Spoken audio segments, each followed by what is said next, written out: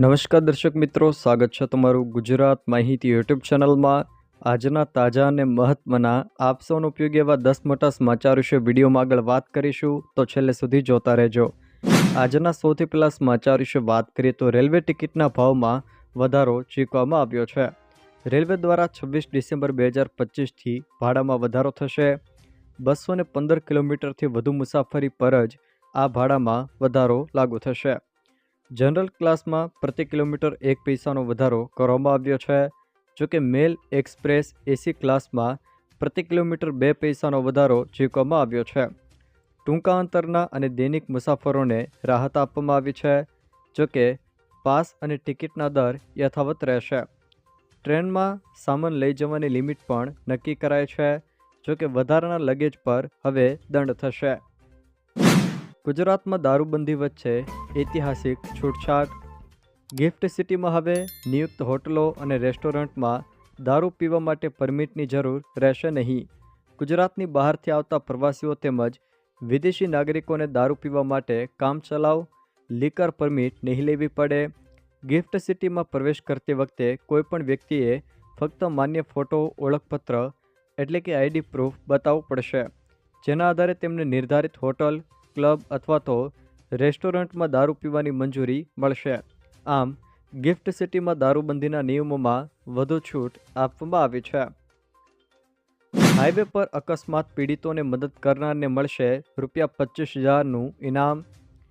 કેન્દ્રીય માર્ગ પરિવહન મંત્રી નીતિન ગડકરીએ લોકસભામાં એક મોટી જાહેરાત કરતાં કહ્યું હતું કે હવે હાઈવે પર અકસ્માત સમયે ઈજાગ્રસ્ત વ્યક્તિની મદદ કરનારા રાહવીર કહેવાશે અને સરકાર તેને ₹25,000 રોકડા ઇનામમાં આપશે।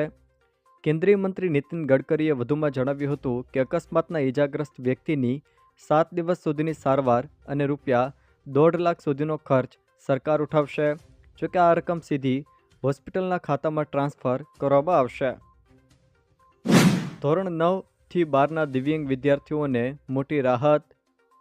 દિવ્યાંગ વિદ્યાર્થીઓને પરીક્ષામાં વધારાનો સમય આપવા શિક્ષણ બોર્ડ દ્વારા મોટો નિર્ણય લેવામાં આવ્યો છે। જોકે હવે દરેક કલાક દીઠ 20 મિનિટ વધારાનો સમય દિવ્યાંગ વિદ્યાર્થીઓને આપવામાં આવશે।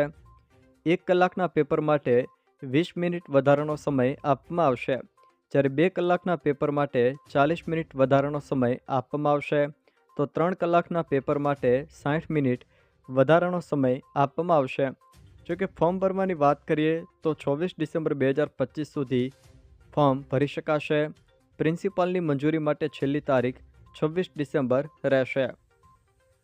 સોના અને ચાંદીના ભાવમાં ઐતિહાસિક ઉછાળો। સોના અને ચાંદીના ભાવમાં સતત બીજા દિવસે તોતિંગ વધારો થતાં નવો રેકોર્ડ સર્જાયો છે। 23 ડિસેમ્બરે ભારતમાં 24 કેરેટ સોનું ₹1,36,160 પ્રતિ 10 ગ્રામ અને ચાંદી ₹2,19,100 પ્રતિ કિલોગ્રામના ઐતિહાસિક સ્તરે પહોંચી ગઈ છે। વૈશ્વિક બજારમાં સ્પોટ ગોલ્ડ $4400 પર પહોંચતા તેની અસર ઘરેલું બજારમાં જોવા મળી રહી છે। ફેડ રેટમાં ઘટાડાની આશંકા અને ભૂરાજકીય તણાવ આ આકાશી ભાવ વધારા માટે મુખ્ય કારણભૂત છે। 31સ્ટને લઈને અમદાવાદમાં ફરમાન। અમદાવાદ પોલીસ કમિશનરે નવા વર્ષની ઉજવણી માટે ફટાકડા અંગે કડક માર્ગદર્શિકા જાહેર કરી છે।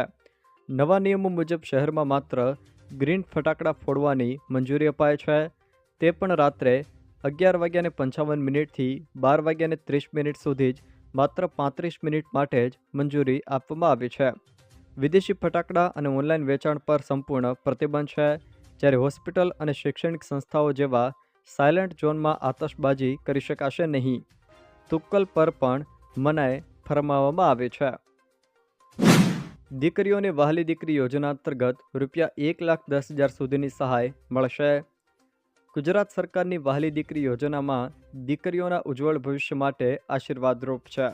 જોકે આ યોજના હેઠળ કુલ ₹1,10,000 સુધીની સહાય દીકરીઓને 3 તબક્કામાં આપવામાં આવે છે, જેમાં દીકરી ધોરણ 1માં પ્રવેશ મેળવે ત્યારે ₹4,000, ધોરણ 9માં પ્રવેશ કરે ત્યારે ₹6,000 અને 18 વર્ષની ઉંમરે ₹1 લાખ સહાય આપવામાં આવે છે। વાર્ષિક ₹2 લાખ સુધીની આવક ધરાવતા પરિવારની પ્રથમ 3 દીકરીઓને આ લાભ મળે છે। લાભાર્થીએ આંગણવાડી કે ગ્રામ પંચાયતમાં જન્મના પ્રમાણપત્ર અને આવકના દાખલા સાથે અરજી કરવાની રહે છે. સરકાર સામે ખેડૂત આંદોલન. કિસાન સંઘ સરકાર સામે આંદોલન કરશે. કિસાન સંઘે સરકાર સામે બાયો ચડાવી છે અને આખા ગુજરાતના ખેડૂતો આગામી સમયમાં મેદાને ઉતરશે તેવી જાહેરાત કરી છે.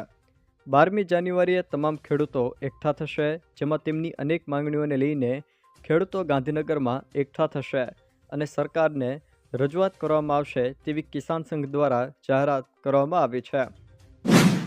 ઈપીએફઓનો મોટો નિર્ણય. ઈપીએફઓના નવા નિયમોથી નોકરી બદલનાર કર્મચારીઓને મોટી રાહત આપવામાં આવી છે. શનિ, રવિ કે જાહેર રજાઓ હવે સર્વિસ બ્રેક તરીકે નહીં ગણાય. નોકરી બદલતી વખતે 60 દિવસ સુધીનો તફાવત માન્ય રહેશે. સતત સેવાની નવી વ્યાખ્યા લાગુ કરી ઈપીએફઓએ સ્પષ્ટતા કરી છે. જોકે ઈડીએલઆઈ યોજના હેઠળ પરિવારને ઓછામાં ઓછા 50,000 મળશે. અમદાવાદીઓ માટે સારા સમાચાર. એએમસી દ્વારા શહેરની પરિવહન વ્યવસ્થાને લઈને એક ક્રાંતિકારી નિર્ણય લેવામાં આવ્યો છે. અમદાવાદીઓએ એએમટીએસ અને બીઆરટીએસમાં મુસાફરી કરવા માટે અલગ અલગ ટિકિટ લેવાની પળોજણમાંથી મુક્તિ મળશે. એએમસીની સ્ટેન્ડિંગ કમિટીએ સિંગલ ટિકિટ વિન્ડો સિસ્ટમને તે મંજૂરી આપી છે. નવી પદ્ધતિ સંપૂર્ણપણે અમલમાં આવતા અંદાજે 12 મહિના જેટલો સમય લાગશે. જો દર્શક મિત્રો આ વિડીયો તમને પસંદ આવ્યો હોય તો વિડીયોને લાઇક કરો, તમારા મિત્રો સાથે શેર કરો અને જો તમે અમારી ચેનલમાં નવા હો તો ચેનલને સબસ્ક્રાઈબ જરૂર કરજો, જેથી અમારા આવનારા તમામ વિડીયોની જાણકારી તમારા સુધી પહોંચી શકે.